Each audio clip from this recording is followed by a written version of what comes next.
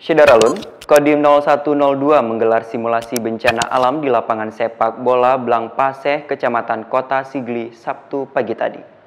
Simulasi itu melibatkan anggota Kodim 0102 PD, Polres, BPBD, Satpol PP, dan SAR PD. Berikut cuplikannya untuk Anda. Kecamatan Tangse menjadi skenario simulasi bencana alam mengingat Tangse pernah diterjang banjir.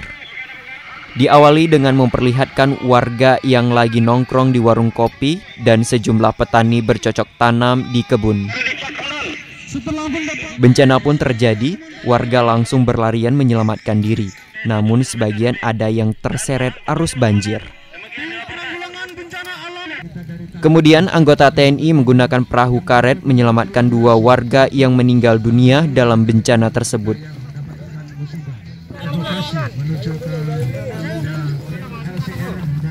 Berlanjut dengan aksi personil TNI Polri bersama warga membersihkan material banjir serta memperbaiki infrastruktur yang rusak. Simulasi itu turut disaksikan oleh Dandim 0102 PD, Letkol Arm Tengku Soni Sonanta, dan Wakil Bupati PD Fadullah TM Daud dan sejumlah SKPK. Demikian Syederalun, jangan lupa subscribe kanal YouTube Serambi On TV dan perbaharui informasi terbaru Anda di serambinews.com.